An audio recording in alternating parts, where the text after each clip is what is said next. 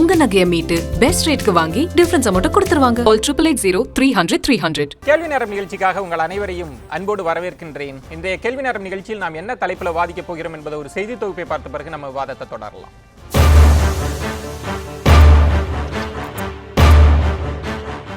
தமிழகத்தின் மிக பெரும் ஜனநாயக திருவிழாவான சட்டமன்ற தேர்தலை அலங்கரிக்க அரசியல் கட்சிகள் பல்வேறு ஆளுமைகளை களத்தில் இறக்கி பொறிபறக்க பரப்புரை நடத்தி வருகின்றன. பாஜகவும் தன் பங்கிற்கு உத்தரப்பிரதேச முதல்வர் யோகி ஆதித்யநாத், மத்திய அமைச்சர்கள் ராஜ்நாத் சிங், அமித்ஷா உள்ளிட்ட தலைவர்களை களத்தில் இறக்கியுள்ளது. கோவை தெற்கு தொகுதியில் வானதி சீனிவாசனுக்கு ஆதரவாக பிரச்சாரம் செய்த யோகி ஆதித்யநாத், திமுக கூட்டணி ஆட்சிக்கு வந்தால் பெண்களின் பாதுகாப்பே கேலி கூத்தாகிவிடும் என்ற காரசார கருத்தையும் முன்வைத்துள்ளார். மேலும் அமைச்சர் ராஜ்நாத் சிங், திமுக காங்கிரஸ் கட்சிகள் சாதி மத ரீதியிலான அரசியலை செய்து வருகிறது என ஆவேசமாக குற்றம் சாட்டியிருக்கிறார். இந்த இடத்தில் பாஜக தலைவர்கள் திமுக மீது வைக்கும் குற்றச்சாட்டுகள் தேர்தலில் எதிரொலிக்குமா என்று அறிய வேண்டியுள்ளது. கூடவே கடந்த நாடாளுமன்ற தேர்தலில் பாஜகவின் கூட்டணிதான் அதிமுகவின் பின்னடைவுக்கு காரணம் என விமர்சனங்கள் வைக்கப்பட்ட சூழலில் யோகி ஆதித்யநாத், ராஜ்நாத் சிங்கை தொடர்ந்து இன்றைக்கு அமித்ஷாவும் நாளை மோடியும் தமிழகத்தில் அடுத்தடுத்து பரப்புரை மேற்கொள்வது என்ன தாக்கத்தை ஏற்படுத்தும் என்கிற கேள்வியை எழுப்புகிறது. அத்தோடு மொத்தம் 20 தொகுதிகளில் போட்டியிடும் பாஜக 14 இடங்களில் உதயசூரியனோடு நேரடியாக மோதுவதால் இரட்டை இலக்க எண்ணில் வெற்றி பெறுவோம் என எல் முருகன் கூறியது சாத்தியமாகுமா என்றும் ஆராய வேண்டியுள்ளது. இதன் நீட்சியாகவே பாஜக போட்டியிடும் தொகுதியில் மட்டுமே அதன் முக்கிய தலைவர்கள் தொடர்ந்து பிரச்சாரம் மேற்கொள்வதன் காரணம் அதிமுகவிற்காக பாஜக தேசிய தலைவர்கள் பரப்புரை செய்ய வேண்டிய தேவை ஏற்படவில்லை என்பதா, அல்லது பாஜக தலைவர்கள் தங்களின் வேட்பாளர்களின் வெற்றியை மட்டும் பிரதானமாக எண்ணி பிரச்சாரம் செய்கின்றார்களா என்பது போன்ற கேள்விகளும் எழாமல் இல்லை.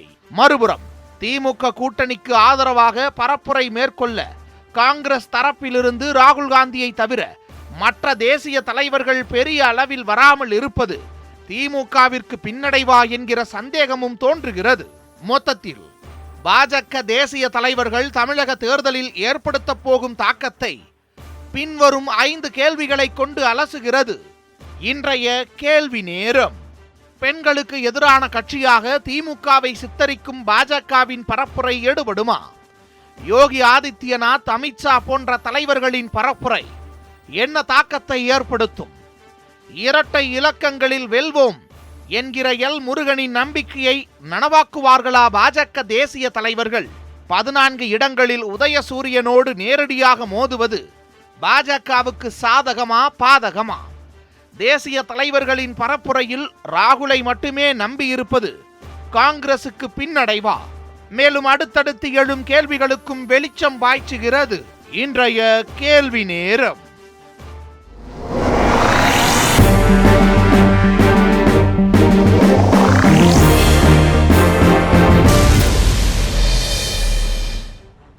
என்ன தாக்கத்தை ஏற்படுத்தும் தேசிய தலைவர்களின் பரப்புரை? இந்த பொருளை தான் நம்ம வாதிக்க இருக்கிறோம். நான் கருத்துரையாளர்களை உங்களுக்கு அறிமுகம் செய்து விடுகிறேன். அரசியல் விமர்சகர் திரு ரவீந்திரன் துரைசாமி அவர்கள் வணக்கம் சார். பத்திரிகையாளர் திரு பரத் அவர்கள் வணக்கம். எழுத்தாளர் டான் அசோக் அவர்கள் நம்மளோடு இணைந்திருக்கிறார், அவரையும் வரவேற்கின்றேன். வணக்கம் சார். அரசியல் விமர்சகர் திரு ராமசுப்ரமணியன் அவர்கள் இணைந்திருக்கிறார், அவரையும் வரவேற்கின்றேன். ராமசுப்ரமணியன் சார், உங்களிடமிருந்தே தொடங்குறேன். பாஜக தேசிய தலைவர்களின் பிரச்சாரம் எந்த அளவுக்கு பாஜகவுக்கு அட்வான்டேஜா இருக்கும்னு நினைக்கிறீங்க? அதிமுக கூட்டணிக்கு எந்த அளவுக்கு பலனை தரும்னு நினைக்கிறீங்க? நான் பல வருஷங்களுக்கு முன்பாக ஒரு திரைப்படம் பார்த்தேன், எஸ்டர்டே டுடே அண்ட் டுமாரோ அப்படின்னு. அது தமிழகத்தில் கூட அதே பேர்ல வந்தது, நேற்று இன்று நாளைன்னு ஒரு திரைப்படம். அது போல பாஜகவினுடைய தலைவர்கள் நேற்றுன்னு பார்த்தீங்கன்னா யோகி ஆதித்யநாத், ராஜ்நாத் அவர் வந்திருக்கின்றார். இன்னைக்கு திரு அமித்ஷா அவர்கள் இங்கே வந்திருக்கின்றார். நாளைக்கு திரு மோடி அவர்கள் மறுபடியும் வரப்போகின்றார். ஆகவே இந்த வகையில பார்க்கும் பொழுது தமிழகத்தை மிகப்பெரிய அளவிற்கு பாஜக என்பது குறி வைக்கின்றது என்பது மிக தெளிவாக தெரிகிறது. உங்களோட அந்த 5 கேள்வியில காங்கிரஸை பொறுத்த வரைக்கும் ராகுல் காந்தி மட்டும்தான் வருகின்றார்னு சொல்றீங்க. 3ஆம் தேதி அன்னைக்கு பிரியங்கா காந்தி வரப்போவதாக செய்தி இருக்கின்றது. அவங்களும் ஒரு அகில இந்திய தலைவர் தான், அதுல ஒன்றும் சந்தேகம் இல்லை. இந்த இஷ்யூல நாம் பார்க்கிற சில விஷயங்களை பார்க்கும்பொழுது ஏன் இவங்க இங்க கான்சென்ட்ரேட் பண்றாங்க, இங்க ஒரு திராவிட சித்தாந்தம் ரொம்ப ஊறி தலைத்த இடம் என்பது தமிழகம். இங்க எப்படியாவது பெனட்ரேட் பண்ணணும்னு பாக்குறாங்க. அப்ப அதிமுகவும் திராவிட சித்தாந்தம் உடையதானே அப்படின்னா, தமிழகத்தை பொறுத்தவரை தமிழக மக்கள் என்ன நினைக்கிறாங்கன்னா, அதிமுகவும் பாஜகவும் வேறு வேறு அல்ல அப்படிங்கிற மாதிரி தான் நினைக்கிறாங்க. there is no difference between BJP and ADMK. ஆகவே இங்கே ரூலிங் பார்ட்டி என்பது பிஜேபி தான் பெரும்பாலான மக்கள் நினைக்கின்றார்கள். இது நான் சொல்லல, பல கருத்து கணிப்புகள்ல வரும்பொழுது இதெல்லாம் அங்கங்கே கோடிட்டு காட்டப்படுகின்றன.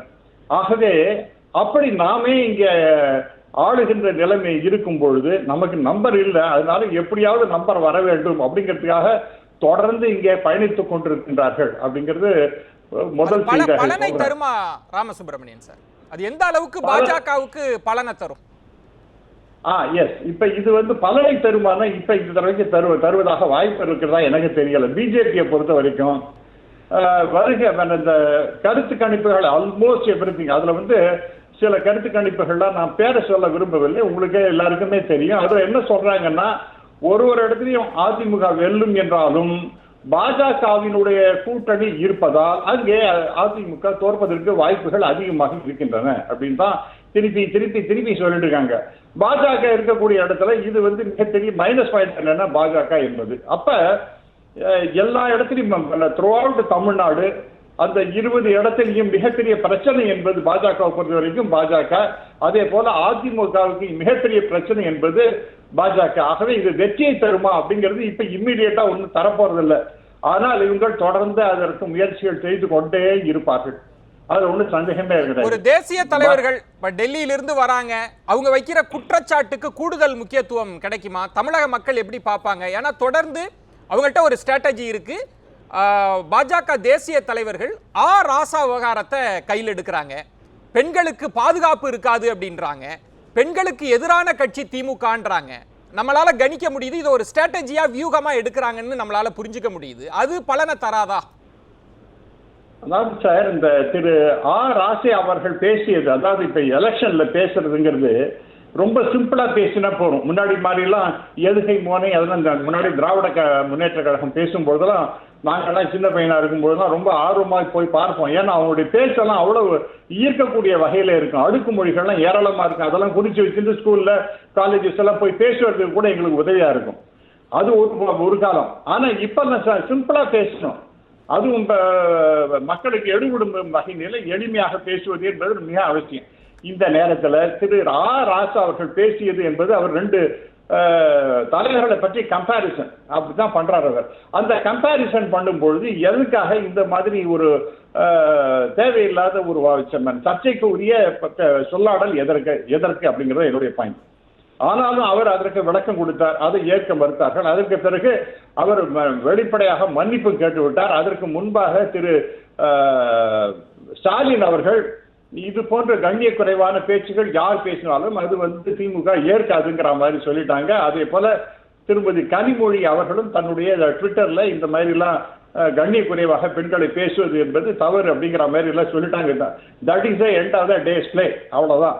அதை போய் மறுபடியும் உள்ள போன சோத்துக்கு ஊருங்கிற மாதிரி மறுபடியும் கிளப்பி விட்டுட்டு, அதனால தமிழகத்துல பெண்களுக்கு ரொம்ப அப்படியே கெடுதல் வந்துட போகின்றதாகவும் அப்படின்னு பேசுவது என்பது யார் பேசுறது? அந்த உத்தரப்பிரதேசிலிருந்து வருகின்ற யோகி ஆதித்யநாத் பேசலாமா? அதெல்லாம் நான் கேட்கின்றேன். ஹசரத் போன்ற இடங்கள்லாம் நடந்தது என்ன? அங்க நடந்த வன்கொடுமைகள் தினந்தோறும் நடந்துட்டு இருக்கு. முந்தான பாத்தீங்கன்னா மத்திய பிரதேசத்துல ஒரு 16 வயசு பொண்ணு அதை ரேப் பண்ணி ஒரு காயத்தை கட்டி இழுத்துன்னு போறாங்க. எல்லாரும் பார்த்து எல்லாம் ஜெய் ஸ்ரீராம்னு கோஷம் போடுறாங்க. இதெல்லாம் என்ன நியாயம் நான் கேட்கிறேன். அப்ப அங்க அப்படி நடக்கும்போது இன்னும் தமிழ்நாட்டில் மிகப்பெரிய அளவிற்கு பிரச்சனை விட்டதாக பேசுவது என்பது ஏற்க இயலாது. இது மக்கள்கிட்ட எடுபடாது. அவர் சாரின்னு சொல்லிட்டார், அடித்தளத்திலிருந்து நான் மன்னிப்பு கேட்கின்றேன்னு சொல்லிட்டார். நம்ம முதல்வர் கூட அதோட விட்டுட்டார், அதுக்கப்புறம் பேசல. மறுபடியும் அதாவது பாஜகவினுடைய தமிழக தலைவர்கள் அவங்க எப்படி இதை அரசியல் பண்றதுன்னு தெரியும், எதை வச்சு நான் அரசியல் பண்றதுன்னு தெரியாம இந்த இஷ்யூ எடுத்து அதை வந்து ஒரு பேச்சுக்கு திரு மோடி அவர்கள் அவர் பெரிய பெரிய விஷயங்களை பேச வேண்டிய ஒரு மிக மிக உயர்ந்த நிலை தலைவர்கிட்ட போய் இந்த இஷ்யூ எடுத்து பேசுங்கன்னு சொல்றதுங்கிறது, அவர் நேற்றுக்கு ஒரு 2-3 இஷ்யூஸ் பேசினார் என்பது, டெவலப்மெண்ட்டை பத்தி பேசினார் என்பது வாசம். ஆனால் இந்த இஷ்யூஸ் எல்லாம் கையில எடுத்து கொடுத்து நீங்க பேசுங்கிற மாதிரி செஞ்சது என்பது I think they have lowered the dignity and decorum of the office of the prime minister. நம்ம தொடர்ந்து பேசலாம்.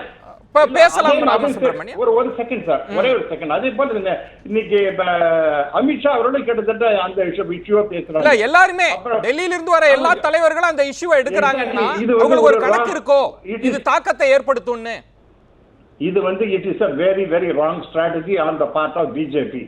அந்த என்ன டெவலப்மெண்ட் என்ன நாங்க செய்ய போகின்றோம், எந்த அளவுக்கு நாங்க அந்த தமிழகம் உயர போகின்றது அப்படிங்கிற மாதிரி இஷ்யூஸ் எல்லாம் எடுத்து அதிமுகவும் பாஜகவும் இணைந்து செயல்படும் பொழுது இந்த வகையிலே டெவலப்மெண்ட்லாம் வரப்போகின்றது அப்படிங்கறத பேசினா என்று நான் கருதுகிறேன். ரவீந்திரன் துரைசாமி சார், இதுல என்ன ஸ்ட்ராட்டஜி இருக்கு அப்படின்றத நம்மளால புரிஞ்சுக்க முடியல. ஆனா தொடர்ந்து அவங்க அதை பத்தியே பேசிட்டு இருக்காங்க. ராமசுப்ரமணியன் சார் சொன்ன மாதிரி முதலமைச்சர் கூட அதுல இருந்து நகர்ந்துட்டார். ஆனா இன்றைக்கு அமித்ஷா கூட அதை கோடிட்டு காமிக்கிறார் அப்படின்னா அது அவங்களுக்கு பலனை தருமா? ஒண்ணு. திரு எல் முருகன் தொடங்கி பலரும் தமிழக பாஜகவினர் சொன்னது ரெட்டை இலக்கத்துல நாங்க சட்டமன்றத்துக்குள்ள ஆட்களை அனுப்புவோம்னாங்க. அதுக்கு இந்த ஸ்ட்ராட்டஜி உதவுமா? இதுல வந்து டெல்லி பாஜக அவங்க என்ன ஃபீல் பண்ணுறாங்கன்னா, மோடி தலைமைக்கு விழுந்த வாக்குகள் வந்து பீகாரில் நிதிஷ்குமாருக்கு விழலை, ரகுபீர் தாஸுக்கு ஜார்க்கண்டில் விழலை, பட்னாவிஸுக்கு வந்து மகாராஷ்டிராவில் விழலை, ஹரியானாவில் வந்து ஹட்டருக்கு விழலை. இந்த லோக்கல் லீடர்ஸுக்கு வந்து மோடி தலைமைக்கு பார்லிமெண்ட்டுக்கு விழுந்த ஓட்டுகளை விட 10%, 8% எல்லா வகையிலும் நம்ம பார்த்தோம்னா ஆவரேஜாக 10% ஓட்டு வர குறைவாக தான் விழுந்திருக்கு. அதுங்க 50% மேலே போன இடத்துல 50% வந்து குறைஞ்சி ஒரு 40%ங்கிற ரேஞ்சுக்கு தான் விழுந்திருக்கு. மோடியோட பிரைம் மினிஸ்டர் கேண்டிடேட்டுக்குள்ள ஓட்டிங் வேல்யூ இந்த மாநில தலைவர்களுக்கு வரல. அதே மாதிரிப்பட்ட ஒரு தன்மையை தான் அவங்க வந்து தமிழ்நாட்டிலையும் உள்ளுக்குள்ளே எதிர்பார்க்குறாங்க. களத்தில் நிற்கிறவங்க ரெட்டை இலக்கத்தில் வெற்றி பெறுவோம், வெற்றி அடைவோம்னு சொல்லி தான் களத்தில் நிற்க முடியும். நாங்கள் வெற்றி வீரர்களாக வருவோம்னு சொல்லி தான் நம்பிக்கை கொடுத்து கான்ஃபிடன்ஸ் தான் அரசியலுக்குள்ளே போக முடியும். பட் ஹிட்டனாக அவங்க என்ன நினைக்காங்கன்னா, மோடி லீடர்ஷிப் வந்த ஓட்டு இங்கே வராதுங்கிறது எண்ணம் தான் அவங்களுக்கு உள்ளுக்குள்ளே இருக்குது. இந்த அணில மோடி லீடர்ஷிப்புக்கு கிடைச்ச ஓட்டு இன்றைக்கு திரு எடப்பாடி பழனிசாமி அவர்கள் லீடர்ஷிப்புக்கு கிடைக்காதுங்கிறதா பிஜேபியோட உள்ளார்ந்த முடிவு. வெளியே அதை யாரும் சொல்ல மாட்டாங்க அரசியல் களத்துக்குள்ள. இன்னைக்கு வந்து அவங்க 3வது கட்சியாக தான் அங்கே இருக்கிறாங்க. ஆனால் நீங்கள் பிரசன்ஸ் பார்த்தீங்கன்னா அன்புமணி ராமதாஸோட ஒரு ஐசோலேட்டட் பிரசன்ஸ் தான் இருக்குது.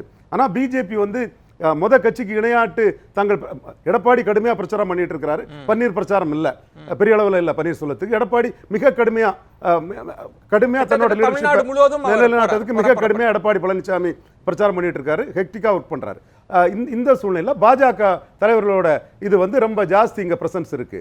காரணம் அவங்க என்ன நினைக்கிறாங்கன்னா, அதிமுக அணிக்கு விழுந்த 30% வாக்குகளும் மிக கடுமையான எதிர்ப்புகள், விமர்சனங்கள், பாஜகவுக்கு எதிரான நீட்டு, ஒவ்வொரு இஷ்யூவிலையும் மாநில உரிமை, இதே ராமசுப்ரமணியன் சார் சொன்ன மாதிரி பெண்களுக்கு எதிரான இது, சிறுபான்மையருக்கு எதிரான இதுகள், இதெல்லாம் இந்த கடுமையான விமர்சனங்களை மீறி மோடி தலைமைக்கு விழுந்த அந்த 30% வாக்காளர்களும் இந்த திராவிட பூமியில பாஜக தலைமையும் பாஜக இதையும் ஏற்றுக்கொண்ட வாக்காளர்கள்ங்கிறது தான் அவங்களோட அசஸ்மெண்ட். அவங்க அசஸ்மெண்ட். ஆனா இங்க இருக்கிற அதிமுகவினர்ல இருந்து எல்லாரும் என்ன சொன்னாங்க, மோடி எதிர்ப்பால பயங்கரமா வீசிச்சு, இந்த வாக்குகளே அதிமுகவுக்கு கிடைச்சதுன்னு தானே எல்லாரும் சொன்னாங்க. கண்டிப்பா சொன்னாங்க. கேபி முனுசாமி சொன்னாரு, சிவி சண்முகம் சொன்னாரு, அன்வர் ராஜா சொன்னாரு, நாமளே அதை பேசியிருக்கோம்.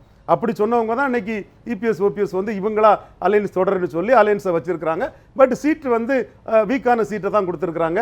3வது இடத்துல தான் சீட்டை கொடுத்துருக்காங்க, வீக்கான சீட்டை தான் கொடுத்துருக்காங்க. இவங்க சொன்ன மாதிரி 50% வாங்கிடுவோம், எங்க தலைமைன்னெல்லாம் டாக் பேசின அளவுக்குலாம் ஒன்றும் இல்லை. ஆக அவங்க பேசின அளவுக்கு சசிகலா வச்சு கூட அவங்க பாஜக பேரம் பேசலை. நான் சொன்னேன் மாட்டாங்கன்னு. ஸோ ஓகே, இந்த சூழ்நிலையில் இவங்க என்ன இதை பாஜக விரும்புகிறாங்கன்னா, இந்த தேர்தலையே பாஜகவை இஷ்யூஸை மையமாக வச்சு அந்த அதிமுக விழக்கூடிய ஓட்டர்ஸ் வந்து பாஜகவை மற்ற எதிர்காலத்திலையும் ஏற்றுக்கொள்ளக்கூடிய தன்மை உள்ள வாக்காளர்களை வச்சு இந்த வாக்காளர்களை நாளைக்கு பாஜக வளர்ச்சிக்கு ஒரு விதை நல்லாட்டுங்கிறதுக்கு ஒரு விதை நெல்ல விதைப்போம் அப்படின்ற அளவுல இருக்குன்னா அதுல ஒரு நுட்பமான பார்வை. திரு நட்டா அவர்கள் தொடங்கி முன்பு வந்த பாஜகவினர் எல்லாரும் என்ன பேசினாங்கன்னா, கருப்பர் கூட்ட இஷ்யூ எடுத்தாங்க, வெற்றிவேல் வீரவேல்ன்ற முழக்கம்லாம் இருந்தது. ஆனா எலெக்ஷன் நெருங்க எல்லா பாஜக தேசிய தலைவர்கள் ராசா பேச்ச, திண்டுக்கல் லியோனி பேச்சை தானே எடுக்கிறாங்க. அப்ப ஸ்ட்ராட்டஜி பெண்களுக்கு எதிராக திமுக இருக்குன்னு பொசிஷன் பண்றாங்க அப்படின்னா இங்க எங்க மோடி அவர்களை பொசிஷன் பண்றதுக்கான ஸ்ட்ராட்டஜியே இல்லையே. இந்த இஷ்யூ வந்து திமுகவுக்கு எதிராக நாங்கள் ஒரு இஷ்யூ எடுத்து பேசுகிற அளவுக்கு தான் ஒரு தேர்தல் பிரச்சாரம் இதுங்க பேச முடியுமே தவிர அதை தாண்டி இந்த இஷ்யூவில் பேசுறதுக்கு இது இல்லை. இந்த தலைவர்கள் வர்றது அதோட நோக்கம், அவங்க வரும்போதே அவங்களுக்கு எதிராக இந்துத்துவா இதில் யோகியை பற்றிய மற்ற கடுமையான விமர்சனங்கள், திமுக தரப்பில் பண்ணக்கூடிய விமர்சனங்கள், இது எல்லாமே தங்களை மையமா வச்சு இந்த தேர்தல் தங்கள் அணிக்குள்ள நிக்கிறோங்கிறத காட்டக்கூடிய அவங்களோட ஒரு நோக்கம் தான். அதுல இல்ல தலைவர்கள் வராங்க, அமித்ஷா அவர்கள்லாம் வராங்க. நீங்க சொன்னது ரொம்ப நுட்பமான பாயிண்ட். மோடி அவர்களுக்கு என்ன வாக்கு வங்கி இருக்கு, அதில் நம்ம பயணிக்கலாம் அப்படின்னாலும் அவங்களுடைய இதுல வந்து இப்ப ராமசுப்ரமணியன் சார் சொன்ன மாதிரி வளர்ச்சி திட்டங்களையோ நாங்க என்னென்னலாம் கொண்டு வந்திருக்கோம்லாம் சொல்லாம மீண்டும் மீண்டும் ராசா பேச்சையும் திண்டுக்கல் லியோனி பேச்சையும் கோடிட்டு காண்பிப்பது என்ன, அவங்களுக்கு என்ன பலனை தர முடியும்? இல்ல அவங்க வந்து ஏதோ ஒரு இஷ்யூ இங்க ஸ்டேட்ல வரக்கூடிய லீடர்ஸ் வந்து இதை சொன்னா லாபம் கிடைக்குன்னு எழுதி கொடுக்கறத அந்த இடத்துல வந்து லோக்கல் லீடர்ஸுக்கு வந்து பிஜேபியில ஒரு மரியாதை உண்டு. அந்த மரியாதைக்கு வந்து இல்ல மோடி அமித்ஷா போன்ற இந்திய அளவுல நுட்பமா தெரிஞ்சவங்க வந்து எழுதி கொடுக்கறத அப்படியே வாங்கி படிச்சிருவாங்களா என்ன? பொதுவா வந்து இங்க வந்து உங்களோட லீடர்ஸ் வந்து ஒரு ஸ்பீச் ரைட்டிங் ப்ரிப்பேர் பண்ணி கொடுப்பாங்க, அதை கரெக்ட் பண்ணதுக்கு அவங்களுக்கு ஆள் இருப்பாங்கன்னு சொல்லும்போது வந்து மெயினா இவங்க கொடுக்கக்கூடிய இந்த இஷ்யூ வந்து இது ஒரு பேர்னிங் இஷ்யூவா இருக்குதுன்னு சொல்லி இவங்க டெஸ்பரேட்டா இருக்கும்போது வந்து ஏதாவது ஒரு இஷ்யூல வந்து ஏற முடியுமான்னு சொல்லும்போது இந்த இஷ்யூல நமக்கு வந்துடும் ஒரு வாய்ப்பு இருக்குன்னு சொல்லும்போது வந்து அந்த இஷ்யூ அதை என்டால்ஸ் பண்ணிட்டு போறாங்களே தவிர அந்த இஷ்யூக்குள்ள வந்து பெரிய அளவுக்கு அதுக்கு நாம அவங்க எல்லா விஷயமே பேசிட்டு போது கூடுதலா ஒரு விஷயம் பேசணுங்கிற அளவுக்கான ஒரு இஷ்யூவா தான் அதை நான் பார்க்கிறேன். ஏற்கனவே அவர் சொன்னது மாதிரி நீங்க சொன்ன மாதிரி வந்து மோடி அவர்களை முன்னிறுத்தி தான் பாஜகவினரினுடைய காய்கள் நகர்த்தப்படுதுன்னு சொல்றீங்களா? இல்ல இப்ப இங்க வந்து மோடியை முன்னிறுத்தி நடத்தல, பாஜக மோடிக்கான விழுந்த வாக்குகளை இந்த மீண்டும் பெறலாம்ன்ற மாதிரி போறாங்களா? பாராளுமன்ற தேர்தலில் மோடியை முன்னிறுத்தி தான் பண்ணாங்க. அந்த வாக்காளர்கள் நாளைக்கும் பாஜகவை ஏற்றுக்கொள்வார்கள் என்ற நம்பிக்கை அவங்களுக்கு இருக்கு. நாளைக்கு எடப்பாடி லீடர்ஷிப்ல அவங்க கருணாநிதி மாதிரி எடப்பாடி பின்னாடி நிற்கவும் செய்யலாம். எடப்பாடியை நம்ம ரூல் அவுட் பண்ணி பேச வேண்டிய அவசியம் இல்லை. அவர் லீடராக முயற்சி பண்றாரு, கருணாநிதி ஜெயலலிதா மாதிரி லீடராக முயற்சி பண்ணக்கூடிய இதுல தான் அவர் கடுமையா உழைச்சிட்டு இருக்காரு. பாஜகவுக்கு தோக்குற சீட்டு கொடுத்ததும் சரி, பாமகவை 3% அவர் கண்டெயின் பண்ணதும் சரி, பாஜகவை 2.5%, 3% எடுத்த பாஜகவை 2.5% கண்டெயின் பண்ணதும் சரி, தான் எடுக்கிற ஓட்டு தன் தலைமைக்கான ஓட்டு தனக்கான ஓட்டுங்கிற அந்த முஸ்தீப்பில் தான் அவர் மிக கடுமையா உழைச்சி போயிட்டு இருக்கிறாரு. அதுவும் நமக்கு தெள்ள தெளிவா தெரியுது. அதுக்கு உள்கட்சிக்குள்ளே பன்னீர் சில வேலைகளை பண்றாருங்கிறது நமக்கு தெரியுது. பாஜகவோட இந்த நோக்கம் வந்து இந்த வாக்காளர்கள் திராவிட கொள்கைங்கிறனால பாஜகவை ஏற்றுக்க மாட்டேன்லாம் சொல்லாம பாஜகவை ஏற்றுக்கொள்ளக்கூடிய வாக்காளர்களாக பிற்காலத்தில் இருப்பார்கள். இந்த வாக்காளர்களை அந்த வகையில் தயார்படுத்தக்கூடிய ஒரு எண்ணத்துல தான் பாஜக இதுல வர்றாங்க. எதிர்காலத்துல தயார்படுத்தணும் அப்படின்றப்ப இந்த தேர்தல் சமீபத்தில் நடக்க போற தேர்தலுக்கு அதிமுகவுக்கு இவங்களோட பிரச்சாரம் எந்த அளவுக்கு கான்ட்ரிபியூட் பண்ணணும்னு நினைக்கிறீங்க? ஒண்ணு, ஏன்னா தொடர்ந்து அதிமுகவினரே மோடி அவர்கள் பெயரை பயன்படுத்த தவிர்க்கிறாங்கன்ற செய்தியை பார்க்க முடியுது. சில இடங்கள்ல பாஜகவினரே தவிர்க்கிறாங்கன்னு சில தகவல்கள் வருது, அதை அவங்க மறுக்கிறாங்க. இந்த இடத்தை எப்படி புரிஞ்சுக்கிறது? பாஜக தேசிய தலைவர்களின் பிரச்சாரத்தை எங்க அதிமுக கூட்டணி முழு மனதோட வரவேற்குதா? எங்க அது பொருந்தா கூட்டணி தாங்க. 53% அரித்மெட்டிக் வரக்கூடியது 30% வந்துட்டுன்னா 23% ஓட்டு பார்லிமெண்ட்லேயே பொருந்தா கூட்டணியா வெளியேறிட்டுங்க. அது பாமக இருந்தனால அதிமுகவில் பாமகவை பிடிக்காத தலித்துகள்லாம் வெளியேறிட்டாங்க. பாஜக இருந்தனால அதிமுகவில் இவங்க பாஜக பிடிக்காத கிறிஸ்தவ முஸ்லீம்கள்லாம் வெளியேறிட்டாங்க. அது பொருந்தா கூட்டணி தாங்கிறத வந்து KP முனுசாமி, அன்வர் ராஜா, இவர் CV சண்முகம் எல்லாம் முடிஞ்சதுமே சொன்னாங்க. அந்த தன்மை இருக்கத்தான் செய்யுது. என்றாலும் ஒரு கூட்டணி அவங்க வச்சிருக்கிறாங்க. மேக்சிமம் இதுல வந்து என்ன இஷ்யூ எடுத்து எப்படி எகெயின்ஸ்ட் தி ஆட்ஸ் எப்படி மேல போக முடியுங்கிறதான் பார்க்கறாங்க. ஒவ்வொருத்தருக்குமே வந்து 3 கட்சிகளுக்குமே வந்து தங்களை நிலைநிறுத்தக்கூடிய அஜெண்டா இருக்குது. எடப்பாடிக்கு தான் லீடரா நிற்கணும், கருணாநிதி ஜெயலலிதா மாதிரி தான் லீடரா நிற்கணும். தோத்தாலும் அடுத்த 5 வருஷத்துல ஸ்டாலினை வீழ்த்தக்கூடிய அளவுக்கு நல்ல வாக்கு இடத்துக்கு பாஜக தேசிய தலைவர்களை பயன்படுத்திக்கணும்னு நினைக்கிறாரா பிரச்சாரத்துல, இல்ல வேண்டான்னு நினைக்கிறாரா? அது அவங்களுக்கு ஒன்றும் பெரிய அவங்களுக்குள்ள வந்து ரொம்ப கோஆர்டினேஷன்லாம் ஒன்றும் பெருசாக இருக்கிற மாதிரி எனக்கு ஒன்றும் தெரியல. அவங்க ஒரு சைடில் போறாரு, கிடைக்க ஓட்டு என் லீடருக்கு, நான் சீஃப் மினிஸ்டர் கேண்டிடேட்டு, நான் இன்னைக்கு இல்லைனாலும் நாளைக்கு கருணாநிதி 77 வந்த மாதிரி வந்து நின்று ஒரு லீடரா நின்று ஸ்டாலினுக்கு ஆல்டர்னேட்டிவா வருவங்கிறது எடப்பாடிக்கு உள்ள கிடக்க. பட் எல்லாரும் ஜெயிப்பாங்கிற போஸ்டர் தான் கொடுப்பாங்க, ரிட்டைலுக்கு சீட்டு தான் வரும்னு சொல்லுவாங்க, அதிமுக தான் ஆட்சிக்கு வரும்னு சொல்லுவாங்க. பட் அவங்களோட பிராக்டிக்கல் எக்ஸ்பெக்டேஷன் எடப்பாடிக்கு தான் ஒரு லீடரா நிற்கணும், நாளைக்கு அதிமுக நான் தான் நம்பர் 1 நிற்கிறது தான் அவரோட நோக்கம். அந்த லெவலில் தான் அவர் மிக கடுமையாக உழைக்கிறாரு. பாஜகவுக்கு நோக்கம் இது. அடுத்தால காங்கிரஸ் சொல்லிடுறேன். காங்கிரஸ் வந்து பீகார்ல பிரச்சாரத்துக்கு போகல பெரிய அளவில். காரணம் பீகார் வந்து 40 தொகுதியில் கிஷன்கஞ்சி தவிர 39 தொகுதி வந்து என்டிஏ ஜெயித்த ஒரு இடம். ஒரே ஒரு தொகுதி தான் வந்து காங்கிரஸ் கூட்டணியில், அதிலும் அவர் ஓவாசி ஓட்டை பிரிச்ச ஒரு சூழ்நிலையில ஒரு சீட்டு மட்டும் ஜெயித்த இடம். இங்க அப்படி இல்ல, 39 பொது தேர்தலில் 39 தொகுதியில ஒரு சீட்டு தான் என்டிஏக்கு ஓபி பன்னீர்செல்வத்தோட சன் ரவீந்திரநாத் குமார் வெற்றி பெற்ற ஒரு தொகுதி. அப்படி இருக்கும்போது வந்து இது ஷுவர் ஷாட்டா வின்னிங்க்கு வாய்ப்பு இருக்குன்னு சொல்லும்போது வெற்றியில பங்கெடுக்கிறதுக்கு ஒரு புத்திசாலித்தனமான அரசியல்வாதி வந்து ராகுல் காந்தி இங்க பிரச்சாரம் பண்றது வந்து சரியானதான். பட் ராகுல் காந்தி பிரச்சாரம் பிளஸ் தான். ஏன்னா முன்னமே சொல்லுவாங்களா, எம்ஜிஆர் வந்து ஜெயிக்கும்னா ராகுல் காந்தி மட்டுமே வராரு, மத்த தலைவர்கள்லாம் வரலையான்ற ஒரு கேள்விக்கு ராகுல் காந்தி மட்டும் தான் வந்துட்டு இருக்காரு. அதான் சொல்றேன், ஜெயிக்கக்கூடிய இடத்துல வெற்றியில பங்கு ராகுல் காந்தி மட்டும் போகுது, மற்ற தலைவர்களுக்கு ஏன் கொடுக்கணும்? பிரியங்காவும் எனக்கும் ஷேர் வேணும்னு வருவாங்க போல தெரியுது. சரி, நம்ம தொடர்ந்து பேசலாம்.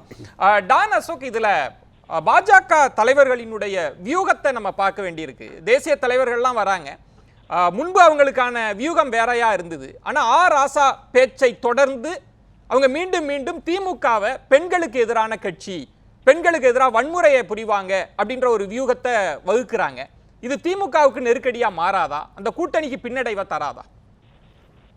ஆரம்பத்துல நீங்க ஒரு கேள்வி கேட்டீங்க, பாஜக தேசிய தலைவர்களின் வருகை வந்து தாக்கத்தை ஏற்படுத்துமா அப்படின்னா, அவங்களுக்கு தான் தாக்கத்தை ஏற்படுத்தும். எதிர்கட்சிக்கு வந்து இது நல்லதுதான் தரும் அப்படிங்கிறத அவங்களுடைய பிரச்சாரம் காட்டிவிட்டு போயிருக்கிறது. நேற்று யோகி வரும்போது கோயம்புத்தூர் அடைந்த பிரச்சனைகள், கோயம்புத்தூரில் நடந்த சில சம்பவங்கள் முதற்கொண்டு மோடி பேசிய பேச்சு, அமித்ஷா பேசிய பேச்சு எதுவுமே வந்து ஒரு மாநில நலனை முன்னிறுத்தியோ இல்ல நாங்க இதை பண்ணியிருக்கோம் இதை பண்ண போறோம்னோ இல்ல. முடிந்துவிட்ட ஒரு பிரச்சனையை அதிமுகவே ஓவர்டூ பண்ண வேணாம், எடப்பாடியே ஓவர்டூ பண்ண வேணான்னு விட்டுவிட்ட ஒரு பிரச்சனையை பிரதமர் தூக்கி கொண்டு வந்து ஐலுயோனி பத்தி எல்லாம் பேசுவது, அதுவும் ஐலுயோனி பத்தி பேசும் பொழுது பிரதமர் என்ன சொல்றாரு, திமுக வேட்பாளர் ஐலுயோனிங்கிறார். இதை நீங்க கவனிச்சுங்கன்னு தெரியல. இதெல்லாம் எவ்வளவு பெரிய பிள்ளை, இதெல்லாம் தமிழ்நாட்டுல கவனிக்கப்படும்.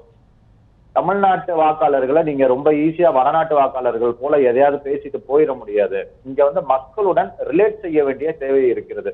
இங்க அவங்களும் ஒவ்வொரு ஸ்ட்ராட்டஜியா எடுத்து பாக்குறாங்க, வேலுங்கிறாங்க, ஆண்டாளுங்கிறாங்க, என்னென்னவோ பண்ணி ரிலேட் பண்ண பாக்குறாங்க. இப்ப வர்றப்ப என்ன பேசலாம், என்னத்தான் இந்த ஊர்ல பேச முடியும், நம்மள என்னதான் பேசினா இங்க ஏத்துக்குவாங்கிறப்ப இந்த ஆராசா பிரச்சனை வருது. நீங்க இன்னொரு விஷயம், பாஜகவை கவனித்தவர்களுக்கு தெரியும், ஒரு ட்வீட் போட்டா கூட ஒரு 1000 அக்கௌண்ட்ல ஒரே மாதிரி ட்வீட் வரும். அது இந்த பாஜக அப்படிங்கிறது ஒன்றிணைந்து இயங்கக்கூடிய ஒரு இயக்கம். அது எல்லாருமே ஒரே மாதிரி. இப்ப இவர் சார் சொன்ன மாதிரி இந்த நோக்கம், இப்போ மோடி தனியா பேச்ச தயாரிச்சுட்டு வர்றது, அமித்ஷா தனியா தயாரிச்சுட்டு வர்றதுன்னு இல்ல. அவங்க இதைதான் கையில் எடுக்கணும்னு முடிவு பண்ணதுக்கு பிறகு எல்லாருமே அதைத்தான் பேசுவாங்க, அதைத்தான் பேசிட்டும் போயிருக்காங்க. இது வந்து அப்படியே எழுதி கொடுத்து படித்து விட்டு போறாத விஷயம். இது வந்து நெகட்டிவா தான் ஒர்க் ஆயிருக்கு. இன்னொரு விஷயம், நீங்க ஒரே ஒரு கேள்வி டான் அசோக், இதுல ராசா பேசுறார், முதலமைச்சர் கண்கலங்கி அவரும் தன்னுடைய ஆதங்கத்தை வெளிப்படுத்துறார். அப்புறம் வந்து தேர்தல் ஆணையம் ராசாவுக்கு தடை விதிக்குது, அமித்ஷா மீண்டும் பேசுறார். அப்படின்னா தேர்தல் கடைசி கட்டத்துல இப்படி திமுகவை ஒரு நெருக்கடிக்கு தள்ளுவது பலனை தராதா? இது நெருக்கடின்னு நீங்க எப்படி சொல்லுவீங்க? இப்போ தலைவர், அந்த கட்சியின் தலைவர் ராசா கிடையாது, திமுகவின் தலைவர் ராசா கிடையாது. ராசாவின் பேச்ச திமுக தலைமையே கண்டித்து விட்டது. கண்டித்திருக்க வேண்டிய தேவையில்லை என்பது என்னுடைய தனிப்பட்ட கருத்து, ஆனா கண்டித்து விட்டது. அதற்கு பிறகு முதல்வர் வந்து பொதுமக்கள் முன்னிலையில் கண் கலங்குகிறார். அதற்கு ராசா வெளிப்படையா மன்னிப்பு தெரிவிச்சுட்டாங்க. நீங்க இதை வந்து தமிழ்நாடு அப்படிங்கிற ஒரு விஷயத்தோட பொருத்தி பார்க்கணும். அதற்கு பிறகு என்ன நடக்குது, நடுவுல ஒரு விஷயம், எல்லாருக்கும் ஒரு போன் அழைப்பு வருது, நான் எடப்பாடி பேசுறேன், எங்க அம்மா வந்து இந்த மாதிரி பேசிட்டாங்கன்னு ஓவர்டோ பண்ணுது ஏடிஎம்கே தலைமை. இப்போ என் மேல இறக்கம் வரணும் அப்படின்னா தானா வரணும், இப்ப என்னுடைய நிலைமையை பார்த்து வரணுமே தவிர என் மேல இறக்கப்படுங்க, என்ன அப்படி பேசிட்டாங்கன்றது ஓவர்டோ பண்றது. நிலைமையை ஆல்ரெடி ஓவர்டோ பண்ணிட்டோங்கிறது தெரிஞ்சதுனாலதான் அதிமுகவே அமைதியாயிருச்சு, எடப்பாடியே அமைதியாயிருச்சு. இவங்க இன்னைக்கு வரைக்கும் எடுத்துக்கிட்டு இருப்பது தேர்தல் ஆணையத்தை வைத்து 2 நாள் தடை போட்டு இருக்கிறதெல்லாம் ரொம்ப அதிகமா, வேற எதுவுமே இல்லாம இதை கையில் எடுத்துக்கிட்டு இந்த வேலையை அதிகமாக பண்ணி கொண்டு இருக்கிறார்கள். மக்களுக்கு எரிச்சல் தான் வரும். இன்னொரு விஷயம், இதெல்லாம் மீறி இந்த அரசு மேல குற்றச்சாட்டு இருக்குல்ல, இந்த பொள்ளாச்சி சம்பவம், சாத்தான்குளம் சம்பவம், இதை வைத்து மறைத்து விடலாம் அப்படிங்கிறது தான் இவங்களுடைய எண்ணமாக இருக்கிறது. அதை விட ஒரு உச்சகட்ட கொடுமையாக யோகி எல்லாம் இங்க வந்தது வந்து எந்த மாதிரியான ஸ்ட்ராட்டஜின்னு எனக்கு தெரியல. தமிழ்நாட்டு மக்களுக்கு அன்றாடம் தெரியும் உத்தரப்பிரதேசத்துல என்ன நடந்துட்டு இருக்குன்னு. ராமசுப்ரமணியம் சார் சொன்ன மாதிரி இங்க இருக்க அத்தனை பேருக்கும் உத்தரப்பிரதேசத்துல யோகி எந்த மாதிரியான ஆட்சியை நடத்தி கொண்டிருக்கிறாருன்னு தெரியும். அவர் இங்க வந்து இப்ப நேத்து நீங்க பார்த்திருந்த மீம்ஸே தெரியும். மோடி வந்தப்ப கூட இவ்வளவு மீம்ஸும் இவ்வளவு நக்கல்கள் கிண்டல்களும் இல்ல. யோகி வந்தப்ப அவ்வளவு இருக்கு. அப்படி இருக்கும்போது பாஜகவுக்கு இங்க கள நிலவரமே தெரியல. அவங்க என்ன நினைச்சிட்டு இருக்காங்க, வடநாட்டு கள நிலவரமா நம்ம எடுத்துக்க முடியுமா அப்படின்ற ஒரு கேள்வி இருக்கு. ரவீந்திரன் துரைசாமி அவர்கள் சொன்ன மாதிரி தனக்கான வாக்கு வங்கி அதை நம்ம இந்த தேர்தல்ல விதை போன்ற ஒரு வியூகம் இதற்கு பின்னால் இருக்கு அப்படின்றாரு. தங்களுக்கான வாக்கு வங்கியை எடுக்கலாம் அப்படின்னு பாக்குறாங்க. இல்ல இப்ப நீங்க அதுக்கு கூட நீங்க இங்க வந்து என்ன பண்ணிருக்கணும், ஒண்ணு முன்னேற்றத்தை பத்தி பேசணும், இல்லன்னா நாங்க ராமர் கோயில் கட்டணும்னு உங்களோட பாலிடிக்ஸ் இருக்குல்ல அதை பேசணும். நீங்க ரெண்டே பேசாம திமுக ஒருத்தர் பேசின ஒரு பிரச்சாரத்துல நடந்த பிரச்சனையவே பேசிட்டு இருக்கிறது எந்த மாதிரி வாக்கு வங்கி, இதுல எப்படி வாக்கு வங்கி உருவாகும்னு எனக்கு தெரியல. இதுல ஒரு கேள்வி, பொதுவாக அதிமுகவுக்கு எதிரான வாக்காளர்கள் இருந்திருக்கிறாங்க, திமுகவுக்கு எதிரான வாக்காளர்கள் ஒருத்தவங்க இருந்துகிட்டே இருக்கிறாங்கல்ல, அதிலிருந்து ஒரு ஷேர் எடுப்பதற்கான உத்தியாது. அதுக்கு நீங்க என்ன பண்ணணும், அதற்கு நீங்க அதுக்கும் நீங்க பண்ணலையே. நான் அதனாலதான் சொல்றேன், நீங்க அட்லீஸ்ட் உங்களுடைய வலதுசாரி சித்தாந்தங்களையாவது பேசுங்க. அதுவும் பேசலையே. இங்க இந்த மண்ணில் அதை வந்து எடு பண்ணலன்னு தெரிஞ்சுக்கிட்டுதான் இந்த மாதிரி பேசுறாங்க சம்பந்தமே இல்லாம. இன்னொரு விஷயம் கவனிங்க, ரொம்ப நாளா நான் இப்ப வந்து கரூர் பக்கம் அரவக்குறிச்சி பக்கம் எல்லாம் போறேன். எந்த இடத்துலயுமே மோடி ஆதரவு பெற்ற சின்னம் தாமரையினோ மோடி ஆதரவு பெற்ற அண்ணாமலைக்கு வாக்களிங்கள்னோ இல்ல. எல்லா இடத்துலயும் அம்மாவின் ஆதரவு பெற்ற புரட்சி தலைவியின் ஆதரவு பெற்றதான் இருக்கு. வானதி சீனிவாசனுடைய பிரச்சார வண்டியில மோடி படமே இல்ல, அவங்க கொடுக்குற நோட்டீஸ்ல மோடி படம் இல்ல. இதெல்லாம் பெரிய விவாதத்துக்குள்ளாச்சு. அப்ப பாஜக இருப்பவர்கள் கூட தமிழ்நாட்டுல கள நிலவரம் தெரிஞ்சு தேசிய தலைவர்களை தவிர்க்கிறார்கள் எனும் போது, எல்லா ஊர்லயும் தேர்தல் நடந்தா நாங்க போவோம், தமிழ்நாட்டுக்கும் நாங்க வருவோம் அப்படிங்கிற தலைமையுடைய முடிவை எதிர்த்து பேச தைரியம் இல்லாம சரி வந்தது வந்துட்டாங்கன்னு விட்டுட்டாங்களோ அப்படிதான் எனக்கு இது வந்து தோணுதே தவிர, இதனால அதிமுகவிற்கோ பாஜகவிற்கு ஒரு பலனும் இல்ல. மாறாக அதிமுக சைடுல இது வந்து மிகப்பெரிய பிரச்சனையாக தான் பார்க்கப்படுது, மிகப்பெரிய நெகட்டிவ் மார்க்காக தான் பார்க்கப்படுகிறது. இங்க பாஜக ஏதாவது ஒரு சீட்டு ஜெயிக்கணும் அப்படின்னாலும் அதிமுக காரனாலதான் ஜெயிக்க போகுது. அந்த நிலைமையில் இதெல்லாம் அதிமுக காரனை எரிச்சலடைய செய்கிற விஷயமா தான் இருக்கு. நேற்று கோயம்புத்தூர்ல நடந்தது இவர்களுடைய பேச்சுன்னு எல்லாம் 2 இடங்கள் இருக்கு. நாங்க பாஜக தரப்புல சொல்றது, நாங்க அப்படி ஒன்றும் தவிர்க்கல, கூட்டணி கட்சியில நிறைய பேம்ப்லெட் அடிக்கிறோம், அதுல அதிமுக தலைவர்களை போடுறோம், நாங்க மோடி அவர்கள் படத்தையும் போட்டு தான் நாங்க கேட்கிறோம் அப்படின்ற பதிலையும் கொடுக்கறாங்க. இதுல தேசிய தலைவர் பாஜகவுக்கான வாக்கு வங்கி அப்படின்னு அவங்க தொடர்ந்து சொல்லிட்டே வந்தாங்க. அதுவும் வேல் யாத்திரைக்கு பிறகு அது உயர்ந்திருக்கு அப்படின்னு சொன்னாங்க. அதுக்கு ஒரு உத்வேகத்தை இந்த தேசிய தலைவர்களோட பேச்சு ஏற்படுத்தாதா, ஒரு எழுச்சியை கொண்டாடாதா? இல்லையே என்ன இப்போ ஒரு அட்லீஸ்ட் ஒரு பாசிட்டிவான ஒரு ரெஸ்பான்ஸ் கூட. இப்போ மக்கள் எப்படி இதற்கு எதிர்வினை ஆற்றுகிறார்கள் அப்படின்னு நீங்க எப்படி பார்க்கலாம்னா, உங்களை மாதிரி சேனல்கள் நடத்துற கருத்து கணிப்புல பார்க்கலாம், சமூக வலைதளங்கள்ல பார்க்கலாம். இது அப்படி இல்லையே, இது இன்னும் மோசமா இருக்கு. இது எந்த விதத்திலையும் வந்து ஒரு பாசிட்டிவான ட்ரெண்டை வந்து உருவாக்கலையே. மோடி வந்து மகளிர் பாதுகாப்பை பத்தி யோகி வந்து மகளிர் பாதுகாப்பை பத்தி பேசினா தமிழ்நாட்டுல கிண்டல் பண்றாங்க கட்சி சார்பற்று. ஏன்னா இங்க இருக்க பாஜக காரர்களுக்கே கள நிலவரங்கிறது தெரிஞ்சிருக்கு. இவங்க தமிழ்நாட்டை மத்த மாநிலங்கள் மாதிரியே ஹேண்டில் பண்றதை எப்ப நிப்பாட்டுறாங்களோ அப்பதான் இவங்க அட்லீஸ்ட் இங்க ஒரு கட்சியாகவாவது இந்த மக்கள் கிட்ட வந்து நிலை பெறுவார்கள். பேசலாம், காத்துருங்க. இப்ப பரத், 2 விஷயம். தத்துவம் ரீதியா பேசுறதுன்றது வேற.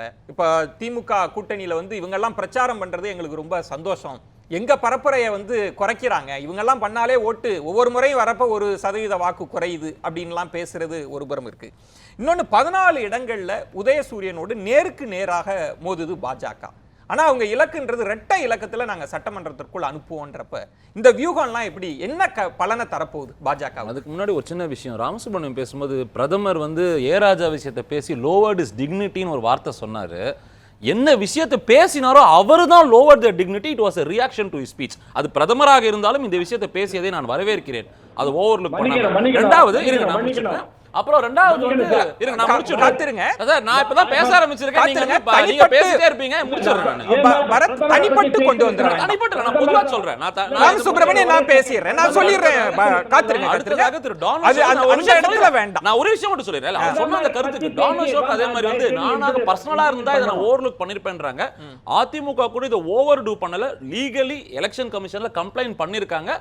அதற்கான ஆக்ஷன் எடுக்க பரப்புரையில பேசல, பரப்புரையில இன்னைக்கும் பேசிட்டு இருக்காங்க தலைவர்கள். நம்ம ஒரு எக்ஸாம்பிள் இப்ப நம்ம முதலமைச்சர் விட்டுட்டாரு, முதலமைச்சர் அமித் ஷா கையில பெண்கள் பாதுகாப்பு இல்லை இங்கன்ற விஷயத்தை அவர் வந்து அழுத்தமாக இங்க எடுத்து வச்சுட்டு தான் இருக்காங்க பல இதுல. இன்ஃபேக்ட் நம்ம பேசும்போது கூட இது எப்படி சித்தரிக்கிறோம்னா இவங்க அமித்ஷாவும் மோடியும் அரை மணி நேரம் உரை நிகழ்த்தும் போது 29:59 செகண்ட்ஸ் வந்து ஏதோ இந்த ராஜாவும் லியோனியை மட்டுமே பேசுவது போலவே இங்க பேச முடியாது. அதான் டானோஸ்டாக்கும் இல்ல சொல்றேன். ஒரு பாயிண்ட் நீங்க ஒரு பத்திரிகையாளர், நான் இவங்களோட பேச்சின் சாராம்சம் எனக்கு வேணும் அப்படின்னு கேக்குறப்ப 3 பேருக்குமான சாராம்சம்னு கொடுக்குறாங்க. ஒரு ஆங்கில பத்திரிகையில கொடுத்திருக்கிற முக்கிய பாயிண்ட் புல்லட்டின் பாயிண்ட்ல ஆராசா மேட்டர் தான் கொடுத்திருக்காங்க எல்லாரும். டுவர்ட்ஸ் எலெக்ஷன் ஒரு இஷ்யூ கையில அதுதான் வேகமா பேசுறோம். அதே நேரத்துல மிச்ச விஷயங்களையும் நம்ம சொல்லியிருக்கோம். மிச்ச விஷயங்களும் நம்ம அதுல ரிப்போர்ட் பண்றோம். அதுல வந்து அந்த சாராம்சத்துக்கு தாண்டி அதற்கு கீழாக டெவலப்மெண்ட்ன்ற சில விஷயங்களையும் நம்ம பேசுறோம். ஓகேவா? இல்ல பாரத், நீங்க சொன்னதுல ஒரு பாயிண்ட்ல பெண்கள் பாதுகாப்பு விஷயங்கள்லாம் குறித்து பேச வேண்டியதான். ஆனா எங்க அவங்களுக்கே அந்த ஸ்ட்ராட்டஜியில எங்க சிக்கல் வருது அப்படின்னு கோடிட்டு காண்பிப்பது, நீங்க பொள்ளாச்சியை அருகாமையிலே வைத்துக்கொண்டு திமுகவை ஆராசாவை மட்டும் கார்னர் பண்றது ஒண்ணு, யோகி ஆதித்யநாத் வந்து பெண்கள் பாதுகாப்பை பத்தி பேசுறது இங்கு பாஜகவுக்கே பின்னடைவு தான் நான் சொல்றாங்க. தெளிவா ஒரு விஷயம் சொல்றேன். நான் அதாவது இருக்கு, நான் ரெண்டுமே கண்டிக்கிறோம். யாராக இருந்தாலும், அது ராதா ரவியின் வார்த்தைகளாக இருந்தாலும் ஏ ராஜா வார்த்தையும் நம்ம கண்டிக்கிற இடத்துல தான் இருக்கும். அது அவங்க வந்து இந்த வார்த்தையை இவங்க எடுக்காம போயிட்டாங்க, இல்ல அவங்க பண்ணது கரெக்ட், இது பண்ண தப்புன்ற ஸ்டாண்டுக்கே நான் போல. அது தப்பு என்ற பட்சத்துல இதுவும் தப்பு தான். அதான் ஒரு பொதுவெளி தளத்துல அவர் பேசும்பொழுது நம்ம அது பேசக்கூடாது, இல்ல அதை ஓவர்டு பண்ணிட்டாருன்னு சொல்லக்கூடிய இடத்துல நம்ம இல்ல. இல்ல நீங்க சொல்லுவது எல்லாருக்கும் அவங்கவங்க உரிமை. ஆனா இப்ப ராமசுப்ரமணியனே கோடிட்டு காண்பிப்பது, இந்திய பிரதமர் பேசுகிறார், அவர் வந்து திண்டுக்கல் லியோனிக்கு அட்ரஸ் பண்றார் அப்படின்னு சொன்னா அதுக்கப்புறம் கிளை செயலாளர் வார்டு உறுப்பினருக்கெல்லாம் ஒரு பிரதமர் அட்ரஸ் பண்ணலாமா? அவருக்கு பேச வேண்டிய நிறைய விஷயங்கள் இருக்கு, அதை பேசலாமேன்றாங்க. அந்த லியோனியின் பேச்சை தொடர்ந்து கனிமொழி ட்வீட் போடுறாங்க. அப்ப கனிமொழி போட்ட ட்வீட்டுக்கான ஒரு ரியாக்ஷன் யாரை சார்ந்துன்றத கனிமொழி ஸ்பெசிஃபை பண்ணல. அப்ப இவர் வந்து அந்த அது என்ன பலனை தரும்னு ஒரு ஸ்டார் கேம்பெயினர் பேசும்போது ஒரு விஷயத்தை எழுப்புறாங்க. அந்த விஷயத்தை you need some issue to campaign, ஒரு இஷ்யூ டுவர்ட்ஸ் தி ஃபைனல் லேப்ல போறாங்க. எல்லா விஷயங்களும் பேசியிருக்கோம். இது மட்டுமே அல்ல, இந்த ஃபைனல் லேப்ல ஒரு இஷ்யூ எடுத்து அவங்க பேசுறாங்க. நான் பேசுறது தப்புன்னு சொல்றது, நானாக இருந்தால் மன்னித்து விடுவேன், அது தேவை, மன்னிப்பு கேட்க வேண்டாம். நீங்க பரத், நிறைய அங்கு டெல்லியில இருந்து வரக்கூடிய நிறைய பிரதமர்கள் இங்க வந்து பேசியிருக்கிறாங்க. ஒரு திண்டுக்கல் லியோனிக்கு பிரதமர் அட்ரஸ் பண்ணணுமா? அப்படி அட்ரஸ் பண்ணுவதன் மூலம் என்ன பலன் கிடைக்கும்? நீங்க அந்த இடத்துல திண்டுக்கல் லியோனியா பார்க்காதீங்க, பேசிய வார்த்தை, பேசிய விஷயங்களை பார்க்கணும். நான் அவ்வளவுதான். I go by the content and not who is speaking. அப்ப பேக் ஃபயர் என்ன ஆகுதுன்னா, ஏன் பாரத பிரதமர் வந்து அதே கட்சியில இருக்கிற ராதா ரவியை பார்க்கலையா அப்படின்ற ஒரு கேள்வி வரப்ப சமன் அடைஞ்சிருதே. என்ன பலன் பாஜக கிடைக்க போகுது? அதே தான் நான் சொல்றேன். அங்க சொல்லும்போது இங்கே கண்டிப்பாங்க, நிச்சயமா அது நடந்து மறுநாள் ராதா ரவி பேசியிருக்காரு. மேபி கிவன் a chance நம்ம கண்டிக்கணும், நான் இல்லன்னு சொல்லல. ஆனா இந்த இடத்துல பேர் சொன்னது தப்பு அப்படின்னு சொல்லக்கூடிய விஷயம் எனக்கு ஆச்சரியமா இருக்கு. இல்ல இதுல என்ன வியூகம்னு நினைக்கிறீங்க? இதுல இப்ப இவங்க எல்லாமே அட்ரஸ் பண்ணிருக்காங்க, திண்டுக்கல் லியோனியை சொல்றாங்க, ஆராசா பேச்ச பேசுறாங்கன்னா பாஜகவுக்கு என்ன பலன் இதன் மூலம்? ஒரு சிம்பிளான ஒரு லாஜிக் நான் வரேன். இப்போ அதிமுக கழிக்கப்படும் ஒவ்வொரு வாக்கும் எங்க போகுதுன்னா பாஜகவுக்கு போகுது அப்படின்னு சொல்லி இந்த போட்டியை பாஜகவிற்கும் திமுகவிற்கும் திருப்புறாங்க. நமக்கு தெளிவா தெரியும், அதுதான் நம்ம பார்த்துக்கிட்டு இருக்கோம். அப்ப இன்றைக்கு பாஜகவிற்கு ஒரு சான்ஸ் திமுகவை எதிர்ப்பதற்கு. கிட்டத்தட்ட நீங்க சொன்னதுல 14 தொகுதிகள் நேரடி போட்டி. அப்ப திமுக மேல ஒரு ஹீட்டை சஸ்டெயின் பண்ணிக்கிட்டே இருக்கிறதுக்கு ஒரு இஷ்யூ கிடைச்சதுன்னா அது ஏன் அவங்க செய்ய மாட்டாங்க? Simple logic.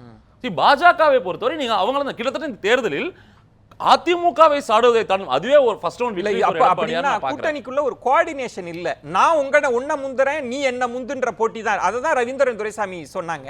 பாமகவுக்கும் இவங்களுக்கும் கோஆர்டினேஷன் இல்ல, அதிமுகவுக்கும் இவங்களுக்கும் கோஆர்டினேஷன் இல்ல. பாஜக என்ன நினைக்குதுன்னா, நம்ம அதிகமாக விமர்சித்து ஆன்டி டிஎம்கே ஓட்ட நம்ம அதிகமா எடுக்கலாம் நினைக்கிறேன். நான் இது வேற ஒருவருடைய பார்வை, அதாவது ரவீந்திரன் சாரோட பார்வை. என் பார்வை என்னன்னா, நான் திருப்பி அதுக்கு தான் வரேன். பாஜக தான் இங்க இயக்குகிறது, பாஜக தான் எல்லாம். 2019 ஒரு யுக்தி இங்க கையாளப்பட்டது, அந்த யுக்தி பலன் அளிச்சது. சோ ஒவ்வொரு தேர்தலுக்கும் அதே யுக்தி பலன் அளிக்குமான்னு எனக்கு தெரியாது. ஆனா இந்த முறை தெளிவாவே இப்ப last narration towards the narrative towards end of the poll பாத்தீங்கன்னா பாஜக சார்ந்த, பாஜக கிரிட்டிசிசம், பாஜக இதை பண்ணிருக்குன்னு சொல்லக்கூடிய நிலை வரும்பொழுது பாஜக பதிலாயுதமா அதை பயன்படுத்துது. இது திமுக 14 இடங்கள். இவங்க களத்திலேயே இவங்க எய்ம்ஸ்ல இருந்து நீட்டில் இருந்து பல பட்டியலை வாசிக்கிறப்ப நீங்க ராமசுப்ரமணியன் அவர்களோ டானா சோக்கோ சொன்ன மாதிரி நாங்க இதெல்லாம் கொண்டு வந்திருக்கோம் அப்படின்னு பேசுவது உங்களுக்கு பலனை தருமா? அதையும் பேசுங்க. கடைசி நேரத்துல பெண்களுக்கு எதிரான கட்சி திமுக ஜெனரலைஸ் பண்றோம். இப்போ நம்ம என்ன ஜெனரலைஸ் பண்றோம்னா, நம்ம சாராம்சம் தான் நீங்க சொல்லிருக்கீங்க. சாராம்சம்னா அதனோட ஜிஸ்ட். ஆனா அதை தாண்டி சில விஷயங்கள் இருக்கு. சோ என்னை பொறுத்தவரை அந்த ஸ்பீச்ல எல்லாமே தான் இருக்கு.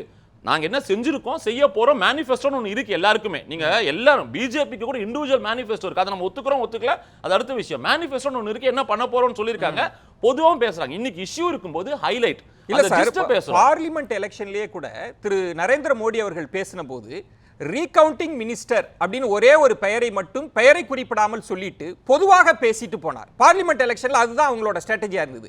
ஆனா சட்டமன்ற எலெக்ஷன் வருகிற போது அவங்களோட வியூகம் மாறி இருக்கே, அது என்ன பலன்? அதுதான் நான் திருப்பி சொல்றேன். 2019 இருந்த யுக்தியை இந்த முறையும் திமுக கையாளுற பட்சத்துல கூட்டணிகளோட பாஜக சார்ந்த விஷயம் இந்த கூட ஒரு விஷயம் ஆச்சரியமா இருந்தது. 2G கேஸை பொறுத்தவரை கிட்டத்தட்ட வந்து ஒரு கோர்ட்ல வந்து தீர்ப்பு கொடுத்து முடிஞ்சு போய் அடுத்தது இன்னும் ஹியரிங்ல இருக்கும்போது 2G மிசைல் அப்படின்ற ஒரு வார்த்தையை கொண்டு வராரு ஏ ராஜாவை சொல்லும்போது இந்த முறை மோடி சொல்றாரு. சோ அவரை பொறுத்தவரை அவருடைய அட்டாக், அவருடைய விஷயங்கள் எல்லாமே திமுக சார்ந்து திமுகவோட. என்னன்னா ரவீந்திர சாமி சொல்ற இன்னொரு விஷயத்துக்கே வரேன். 2024 அதுலயுமே ஒரு பேக் ஃபயர் இருக்குல்ல. நீங்க வியூகம்ன்றது நம்ம எதிராளி தாக்காமையே இருக்கிற மாதிரி வியூகத்தை கட்டமைக்கணும். பேசுபவர் பிரதமர், தனிப்பட்ட கட்சிக்காரங்க பேசல. தீர்ப்பு கிடைத்த ஒரு வழக்கு 2G எடுத்து பேசுறார். ஆனா கொடுக்கப்பட்ட அதிமுகவோடு கூட்டணி வச்சு பேசுறார். அது பாஜகவுக்கு நாங்க பார்ட்டி வித் டிஃபரன்ஸ்னு சொல்றதுல எந்த விதத்துல அப்படி நியூட்ரல் ஆடியன்ஸ் வாக்காளர்கள் போய் ஓட்டு போடுவாங்க? நியூட்ரல் ஆடியன்ஸோட நான் என்ன இஷ்யூ எடுத்துட்டு போறேன், எதை நான் சஸ்டெயின் பண்றேன் மக்கள் மத்தியிலன்றதா இங்க இருக்கிற இஷ்யூவே. இப்ப 2Gல கூட நாம என்ன சொல்றோம், முடிஞ்சு போல, இன்னும் ஹியரிங் இருக்கு, ஏப்ரல் 11க்கு தள்ளி வச்சு தான் வச்சிருக்காங்க. அத பிரதமர் வந்து தீர்ப்பு கொடுக்கப்பட்டது, அவங்க விடுதலையாகி இருக்காங்க, அங்க மேல்முறையீடுல இருக்கு. ஒரு பிரதமர் அதை எடுக்கலாமா அப்படிங்கிற கேள்வி. ஆனா சொத்து குவிப்பு வழக்கோட தீர்ப்பு வந்திருக்கே. அதான் sir all is fair in பாலிடிக்ஸ்ன்ற வார் நான் வந்து எப்பயுமே சொல்லுவேன். இந்த முறை எனக்கான யுக்தி இது, லாஸ்ட் லேப்ல நான் போறேன், எனக்கு இஷ்யூ கிடைச்சிருக்கு, நான் ஏன் அதை பயன்படுத்த திருப்பி அதை பயன்படுத்தாம போறதுனால என்ன லாபம் அவர்களுக்கு? சார் நான் ஒரு விஷயம் சொல்றேன் சார். அது இப்போ வளர்ச்சியின் நாயகனாக கட்டமைத்த போது ஒரு பெரிய பிரச்சாரத்தை சொன்னாங்க, குஜராத் மாடல்னு சொன்னாங்க. அப்பதான் வேலை வாய்ப்பு பத்தி பெரிய பெரிய வளர்ச்சி திட்டங்களை பத்தி பேசினாங்க. இன்னைக்கு ஆட்சி அதிகாரத்தில் இருக்கிறப்ப எதுக்காக அவங்க ஆப்ஷனை நோக்கி தேடணும்? அவங்கள்ட்டே 1000 விஷயம் இருக்கே பேசுறதுக்கு. அதுதான் நான் சொல்றேன், நீங்க அது ஏதோ பேசாதமோ அமைதியா அந்த விஷயத்தையே பேசாத மாதிரியே நம்ம இங்க ஒரு கட்டமைப்பை சித்தரிக்கப்படுறோம். அந்த ஸ்பீச் காப்பி எடுத்து பாத்தீங்கன்னா நம்ம ஜஸ்ட் தான் அந்த விஷயத்தை சொல்றோம். கடைசி கட்டத்துல வேல் யாத்திரைக்கு அதிக முக்கியத்துவம் கொடுக்கப்பட்டதா நினைக்கிறீங்களா? ராசா பேச்சுக்கு அதிக முக்கியத்துவம், ஈக்குவல் ரெப்ரசன்டேஷன் கொடுத்ததா பாக்குறேன். ஏன்னா இதே பிரதமர் எந்த பிரதமர் ஏ ராஜாவை பத்தி பேசுறாரோ விழா தொடக்கத்தில் வெற்றிவேல் வீரவேல்ன்ற முழக்கத்தோட தான் ஆரம்பிக்கிறாரு. 2 முறை அது முடிஞ்சதுக்கு அப்புறம் தனியா 3வது முறை அவரே அந்த வார்த்தையை சொல்றாரு. இன்னொரு விஷயம், எந்த மாதிரி யுக்தின்னு நீங்க பாத்தீங்கன்னா கிட்டத்தட்ட இவரோட யுக்தி எப்படி ஆயிருக்குன்னா, நாங்கள் நேத்து கூட ஒரு ட்வீட் ஒன்று பார்த்தோம், நம்ம எல்லா மதமும் சம்மதமே, அனைவரும் எங்களுக்கு ஈக்குவல், நாங்க எல்லாரும் ஈக்குவலா நடத்த போறோம். அந்த பிரிங்க்ல அவங்க வைக்கிறாங்க. இவங்களுக்கான யுக்தியும் இருக்கு, நாம அதை மறந்துட கூடாது. சரி, பாரத் முக்கியமான விஷயங்கள்லாம் கிடைக்கிற ஆயுதங்கள் எல்லாம் யுத்த களத்துல பயன்படுத்துவதுன்றது ஒரு ஸ்ட்ராட்டஜி தான். கிடைத்த ஆயுதங்களை பயன்படுத்துறாங்க. ஆனா இதுவே பிரதான ஆயுதம் அல்லன்னு சொல்றார். சுருக்கமா உங்களோட பதில், நான் அசோக் பதிலையும் வாங்கணும். தேங்க்யூ. சரி மிஸ்டர் பரத் ஒரு இங்கிலீஷ் நியூஸ் பேப்பருடைய சப் எடிட்டர், என்ன I don't know, deputy editor what ever. So நான் பேசினது அவருக்கு புரிஞ்சிருக்குன்னு நினைக்கிறேன். அவர் வந்து ஏன் இப்படி பேசினார்னு எனக்கு புரியல. இதெல்லாம் ப்ரிப்பேர் பண்ணி கொடுக்குதுங்க பாஜக. அவங்க வந்து வென் தே ஹேவ் அதாவது டெவலப்மெண்ட் அந்த மாதிரி விஷயத்தெல்லாம் விட்டுட்டு இந்த ட்ரிவியல் இஷ்யூ எடுத்து கொடுத்து பிரைம் மினிஸ்டர் கொடுத்து they have lowered the dignity and decorum of the prime minister. நான் வந்து அந்த பிஜேபியை பத்தி, நான் தமிழக பிஜேபியை பத்தி தான். பரத் என்ன சொல்றாருன்னா அதை தவிர்க்க வேண்டியது இல்லைன்றார். ஒரு முக்கியமான இஷ்யூ நடந்திருக்கு, அதை பிரதமர் அட்ரஸ் பண்ணணும்ன்றார். நான் என்ன கேட்கிறேன்னா, இன்னைக்கு வந்து what are the 2 main issues sir? அவர் ஹி இஸ் a journalist. இன்னைக்கு வந்திருக்க பத்திரிகைகள்ல பாத்தீங்கன்னா 2 மெயின் இஷ்யூஸ் சார் தமிழ்நாட்டில். ஒன்னு அன்எம்ப்ளாய்மெண்ட், 2வது வெரி ஹை இன்ஃபிளேஷன். இது 2 இஷ்யூவும் தமிழ்நாட்டினுடைய தேர்தலில் ஒலிக்க போகின்றது அப்படின்னு எழுதுறாங்க. அதை பத்தி நாங்க என்ன செய்திருக்கின்றோம் அப்படிங்கிற மாதிரி பேசணும். டெவலப்மெண்ட் பத்தி சார் டிஃபென்ஸ் காரிடாரை பத்தி பேசினாரு என்பது உண்மை. அது போல இன்னும் சில ப்ராஜெக்ட்ஸை பத்தி பேசுறாங்களா? பட் ஹைலைட்டுங்கிறது என்ன? நியூஸ் பேப்பர் ஹைலைட் இதை தான் பத்தி பேசப்பட்டிருக்கின்றது. அதுதான் நான் சொல்றேன், ஒரு issue has been blown out of proportion அப்படின்னு நான் சொல்றேன். அதாவது மிகைப்படுத்தப்பட்டு அதை வந்து தான் அதுதான் முக்கியமான இஷ்யூங்கிற மாதிரி பேசப்பட்டு விட்டது. சரி, நான் அசோக் இதுல I hope mister Bharat has understood what I have said. அதனால அவர் வந்து பேசினது தவறான மெசேஜா போய்விடக் கூடாது. நான் பேசலாம். நான் அசோக் இதுல வந்து கடைசி நேர அஸ்திரங்களாக ராசா பேசியதெல்லாம் கிடைச்சது. திமுகவுக்கு எதிரான வியூகங்களை, கிடைச்ச ஆயுதங்களை எப்படி பாஜக கைவிடும்னு சொல்றாரு. அதை பயன்படுத்தி தான் தீரும் அப்படின்னு சொல்றேன். இல்ல, பயன்படுத்தி தீரும், அது தாராளமா பயன்படுத்தட்டும். அதுல நமக்கு வந்து பிரச்சனையே கிடையாது, யாருக்குமே பிரச்சனை கிடையாது. இன்னும் சொல்ல போனால் இதை அதிகபட்சமாக நான் மீண்டும் அதே வார்த்தையை பயன்படுத்துறேன், ஓவர் டூ பண்றதுனால திமுக காரர்களே நல்லதுன்னு நினைக்கிறாங்க. ஆனால் நீங்க அதிகமா பண்றதுனால உங்களுக்கு தான் பின்னடைவு அப்படிங்கறத கொஞ்சமாவது உணர்றீங்களா? மக்களுடைய அடிப்படை பிரச்சனை என்பதோ தமிழ்நாட்டின் தலையாய பிரச்சனை என்பதோ ஆராசவின் பேச்சு அல்ல அப்படிங்கறத உணர்றீங்களா? உதயநிதி ஒவ்வொரு இடத்துலயும் போய் செங்கல் எடுத்துட்டு எய்ம்ஸ் காட்டுறாரு, 3 வருஷமாக கட்டாத அந்த எய்ம்ஸ் தூக்கிட்டு போறாரு. அதற்கான பதிலை பிரதமர் சொன்னாரா? ஐலியோனிக்கு கொடுத்த முக்கியத்துவத்தை எய்ம்ஸ்க்கு கொடுத்தாரா? இதெல்லாம் நான் மீண்டும் மீண்டும் சொல்றேன், இதுலயும் நம்ம ரொம்ப சூசியா பரத் சொன்ன மாதிரி அது ஒரு சாரமா பேசுறாங்க. 11 மருத்துவக் கல்லூரிகளை நாங்க கொண்டு வந்தோம், நாங்க இவ்வளவு திட்டங்களை கொண்டு வந்தோம்னு சொன்னது எடுபடாதா? அது பலன் தராதா? இல்ல எதை கண்ணால பாக்குறாங்க மக்கள், எது இங்க அதிகமாக விவாதிக்கப்படுகிறது? இப்போ காங்கிரஸும் திமுக கூட்டணியில இந்த மெரைன் யூனிவர்சிட்டி கொண்டு வந்தாங்க, ரோடு போட்டாங்க, இந்த மாதிரி நிறைய விஷயங்களை சொல்வது மாதிரி சாலிடா மக்கள் பார்க்கக்கூடிய, மக்கள் அனுபவிக்கக்கூடிய திட்டங்களை இந்த பாஜக அதிமுக கூட்டணி செய்திருக்கிறதா, பாஜக செய்திருக்கிறதா, அதை மக்கள் முன்னால வச்சாங்களா?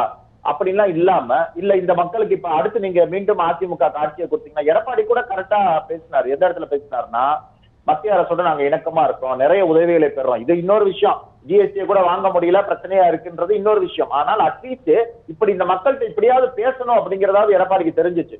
அது கொஞ்சம் ஹைலைட்டும் செய்யப்பட்டுச்சு. ஆனா இந்த பாஜக தலைவர்கள் அதை பத்தி பேசினார்களா? இந்த மாநில அரசினுடனான இணக்கத்தன்மையை நாங்க இன்னும் அதிகமா இது பண்ணுவோம், அதிகமா இந்த தமிழ்நாட்டுக்கு நாங்க முக்கியத்துவம் கொடுப்போம்ன்றதெல்லாம் தாண்டி, நான் மீண்டும் சொல்வது, இப்போ பரத் கூட ஓவர் டூங்கிற வார்த்தையை எடுத்துக்கிட்டாரே தவிர, மோடி ஒரு பிரதமர் அவர் பேசும்போது ஐலியோனிய திமுக கேண்டிடேட்ங்கிறாரு. இது எவ்வளவு பெரிய தவறு? இதுக்கு என்ன பதில்? இதை தமிழ்நாட்டுல கவனிக்க மாட்டாங்களா? பேசலாம். இதை நீங்க எப்படி நீங்க நியாயப்படுத்த முடியும்? ரவீந்திரன் துரைசாமி சார், நான் வரேன் பரத். இதுல பாஜக டெல்லி தலைவர்கள் அவங்க வராங்க அப்படின்னா அவங்களுக்கு ஒரு கணக்கு இல்லாமல்லாம் இருக்காது. பல மாநிலங்கள்ல பல கட்ட பரப்புரையில பல ஸ்ட்ராட்டஜி எல்லாம் கையில் எடுத்தவங்க தான். இந்த ஸ்ட்ராட்டஜியை நீங்க எப்படி பாக்குறீங்க? தேசிய தலைவர்கள் பேச்சுக்கு பின்னால் என்ன கணக்கு இருக்கு? அது எப்படி வாக்கா மாறப்போகுது? வாக்கா மாறுறது எல்லாருமே முயற்சி பண்றது தான். என்னென்ன ஆயுதம் கிடைக்குதோ அரசியல்ல கிடைக்கிற ஆயுதத்தை தூக்கி வீசுறது தான். வாக்கு விழுந்தா விழுது, விழலன்னா வெறும் வார்த்தை போட்டு எந்த வாக்க நம்பி இந்த வலையை விரிக்கிறாங்க வீசுறாங்கன்ற ஒரு இடம் இருக்குல்ல, அதை எப்படி பார்க்கல? இவங்க முதல்ல டாக் பேசினாங்க, கடைசியா 20 தொகுதிக்கு தான் செட்டில் ஆகிருக்கிறாங்க. இது நமக்கு எல்லாத்துக்குமே தெரியுது. அப்படி இருக்கும்போது இவங்களுக்கு நோக்கம் 2024 தாங்க நோக்கம். இன்னும் சொல்ல போனால் இப்போ இந்த தேர்தல் காலத்தில் இப்போ அது பேசாண்டாங்கிறக்கா நான் பேசாமல் இருந்தேன். காங்கிரஸை 25 சீட்டுக்குள்ளே ஸ்டாலின் கன்ஃபைன் பண்ணது மோடிக்கு பெரிய மகிழ்ச்சிங்க. காங்கிரஸோட அளவு வேற அங்கே குறைஞ்சது ரொம்ப மகிழ்ச்சி. அவங்களோட மெயின் பொலிட்டிக்கல் எதிரி காங்கிரஸ் தான். இப்போ அதிமுக ஒரு அலையன்ஸில் இருக்கும்போது அதெல்லாம் மறந்துக்கிட்டு இந்த அலையன்ஸை எந்த அளவுக்கு ஸ்ட்ரெங்தன் பண்ண முடியுமோ அந்த அளவுக்கு ஸ்ட்ரெங்தன் பண்ணுறதுக்கு பேசுகிறாங்க. ப்ளஸ் அப்படி ஸ்ட்ரெங்தன் பண்ணும்போது நாளைக்கு 2024 நம்மளை பேஸ் பண்ணி ஒரு வாக்கு வங்கி இங்கே இருக்கணும், அந்த வாக்கு வங்கி நாளைக்கு நமக்கு பயன்படணுங்கிற அடிப்படையில் அவங்க போகிறாங்க. 2024 மனசில் வச்சுக்கிட்டு நாளைக்கு மோடி பிரதமர்னா இங்கே ஒரு வேல்யூ இருந்தது. 2014 18% ஓட்டு கிடச்சிது. டான் அசோக்குக்கே தெரியும். நிறைய தொகுதிகளில் திமுக கழகத்தை 3வது இடத்துக்கு மோடி பிரதமர் சொன்ன அணி பொள்ளாச்சி போன்ற தருமபுரி, கன்னியாகுமரி போன்ற பல தொகுதிகளில் கொண்டு போனது நமக்கு தெரியும். அது மட்டுமில்ல, நான் இன்னொன்று உறுதியாக சொல்கிறேன், 2019 2014 மோடி பிரதமர்னு சொன்ன இடங்கள்ல தான் அதிமுக அணி நல்ல வாக்குகள் எடுத்துங்கிறத நீங்க 39 தொகுதி வைஸா நீங்க தொகுதி கான்ஸ்டிட்யூன்சி பை கான்ஸ்டிட்யூன்சி அலைன்ஸ் பண்ணாலும் சரி, அசெம்பிளி செக்மெண்ட் வைஸ் பண்ணாலும் சரி. அத ஒரு முறை திரு குருமூர்த்தி சொன்னார், இது எங்க ஷேர் ஓட்டு அப்படின்றத அவர் கிளைம் பண்ணாங்க. பட் 2.5% செட்டில் ஆயிட்டாங்க.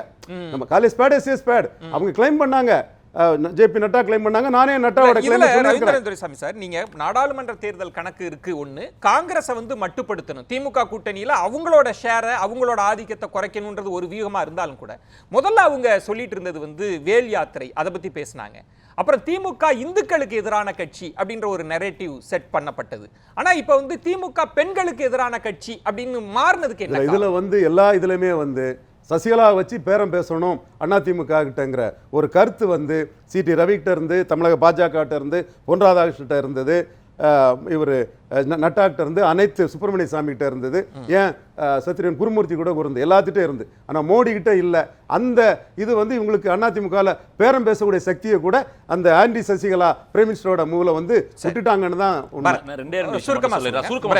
ஒன்று ஏதோ திண்டுக்கல் லியோனிய வேட்பாளரா அவர் சொல்லிட்டாருன்றத ஒரு இஷ்யூவா டானா ஷாக் சொல்றாரு. தலைவர்கள், நான் எல்லா ஸ்டேட்ஸ்ல இருக்க தலைவர்களும் always they cannot be perfect. Sometimes ஒரு சின்ன ஸ்லிப் இருக்கலாம். அது வேட்பாளர்னு சொன்ன ஒரு காரணத்தின்னு பார்த்தா இங்கு பரப்புரை செய்யக்கூடிய பல தலைவர்கள் பல பேர்களை தப்பா சொல்வதும் பல பேர்களை மாற்றி மாற்றி சொல்லி நம்ம பார்த்துருக்கோம், ஓவர்லுக் பண்றோம். பிகாஸ் ஹெக்டிக்கா அவங்க பேசும்போது 10 ரேலி பண்ணும்போது சின்னதா ஒரு ஒரு குறியீடுல மிஸ் ஆகலாம். ஒன்று. ரெண்டாவது, நீங்க இவர்கிட்ட கேட்ட கேள்விக்கு பதில் சொல்றேன்.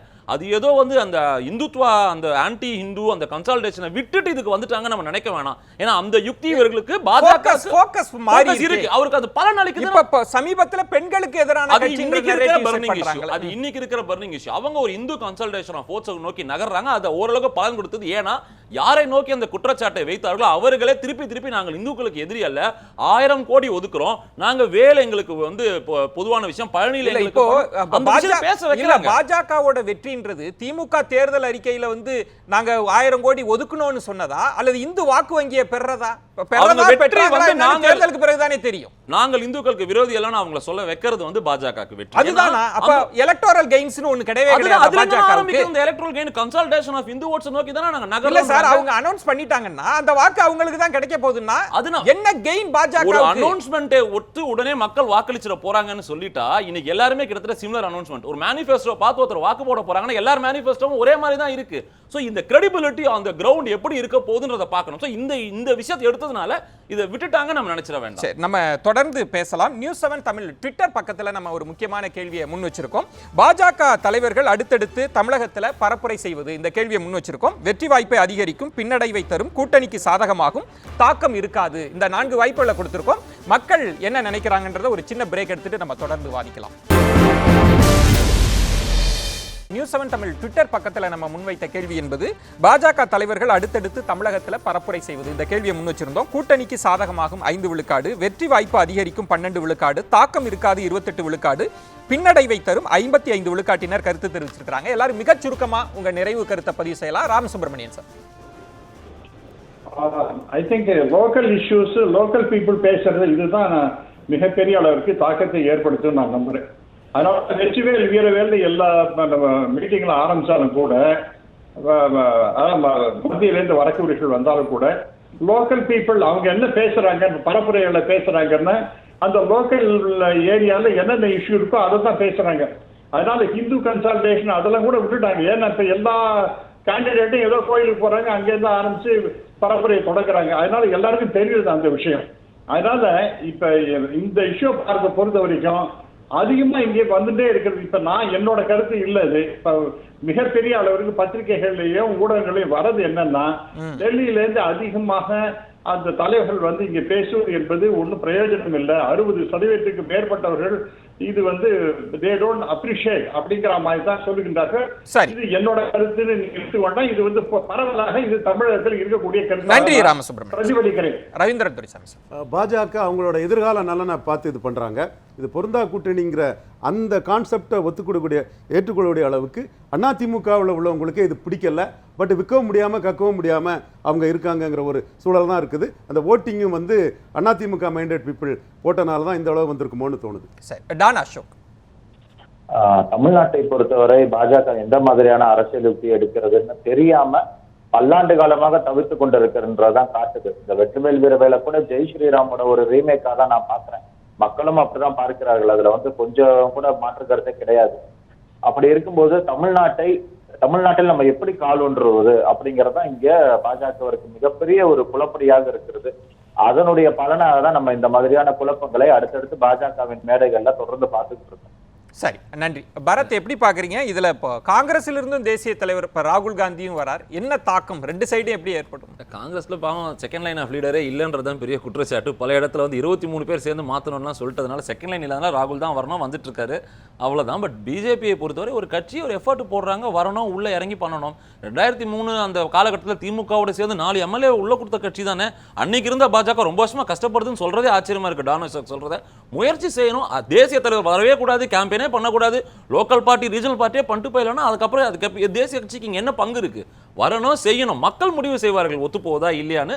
நம்ம மேம்போக்கான வரவே கூடாதுன்னு சொல்லல, எதை பேசணும், என்ன அதுதானே எது தாக்கத்தை ஏற்படும் அது அவங்களுக்கு தெரியும். தலைவர்களுக்கு அந்த வீச்சு தெரியுங்க. பேசக்கூடிய தலைவர்கள் தனக்கு என்ன பேசணும் தெரியாம யாரும் பேச போறதுல nobody is a puppet and they have seen so many elections. இப்போ இதே யோகியே வந்து ஹைதராபாத்தில் தேர்தலை வந்து நம்ம பார்த்தோம், அந்த முனிசிபல் எலெக்ஷன் எந்த அளவுக்கு வீச்சு தாக்கம் இருந்தது. தமிழ்நாடு வேறு காலம், நான் இல்லைன்னு சொல்லல, பட் 6 பாப்பம் பொறுத்திருந்து. பட் நரேட்டிவ் செட் பண்ணிருக்காங்கன்னா ஹிந்து கன்சால்டேஷன் செட் பண்ணி தான் இருக்காங்க. இன்னைக்கு விமன் இஷ்யூ கையில் எடுத்திருக்காங்க. டான் அசோக் சுருக்கமா இல்ல இப்போ காங்கிரஸ் தலைவர் ராகுல் காந்தி இங்க வந்து கொண்டிருப்பது அவருக்கும் பலம், தமிழ்நாட்டு காங்கிரஸுக்கும் அது ஒரு உத்வேகத்தை அளித்திருக்கிறது. ஏன் அப்படின்னா ராகுல் காந்தியை முதலாக பிரதமர் வேட்பாளர் அறிவித்தது திமுக கூட்டணி. அதற்கு பிறகு அவரை பிரதமராக முன்னிறுத்தி தான் அந்த 2019 தேர்தலில் தமிழக மக்கள் வாக்குகளை கொடுத்தார்கள். இது வந்து ஒரு நல்ல பாசிட்டிவான விஷயமாக அந்த கூட்டணிக்கும் அமைந்திருக்கிறது. இவர் சொன்ன மாதிரி, ரவீந்திரன் சார் சொன்ன மாதிரி, காங்கிரஸுக்கும் அது அமைந்திருக்கிறது. இங்க பாஜக வருவது இவங்க சொல்ற மாதிரி 2003 வாஜ்பாய்க்கு இருந்த ஒரு நல்ல மதிப்பு தமிழ்நாட்டுல இப்ப இருக்கிற தேசிய பாஜக தலைவர்களுக்கு இருக்கா அப்படின்னா கண்டிப்பா இல்ல. அதுதான் தலைநிறவத்துல இருக்கு. பாஜக காரர்கள் உணர்கிறார்கள், அவங்களுக்கு கூட அது வந்து நெகட்டிவா இல்ல. ஆனா அதிமுகவுடைய கேடர்ஸ் இருக்காங்கல்ல, இத வந்து மிக மிக பெரிய ஒரு நெகட்டிவா அவங்க கட்சிக்கும் சரி தேர்தலுக்கும் சரி பாக்குறாங்கன்றதான் பல நிலவரம். நன்றி. சிறப்பு விருந்தினர்கள் 4 என்னுடைய நெஞ்சம் நிறைந்த நன்றிகளை தெரிவித்துக் கொள்கிறேன். மற்றொரு தலைப்புல சந்திக்கலாம். நன்றி, வணக்கம், நள்ளிரவாகட்டும். நியூஸ் 7 தமிழ் தொலைக்காட்சியை Talk TV, SCB, TCCL, VK digital, Aadhaar, Jack TV, Akshaya digital ஆகிய கேபிள் கனெக்ஷன்களிலும், Airtel, Tata Sky, Sun Direct ஆகிய DTHகள் உட்பட அனைத்து முன்னணி கேபிள் கனெக்ஷன்களிலும் காணலாம்.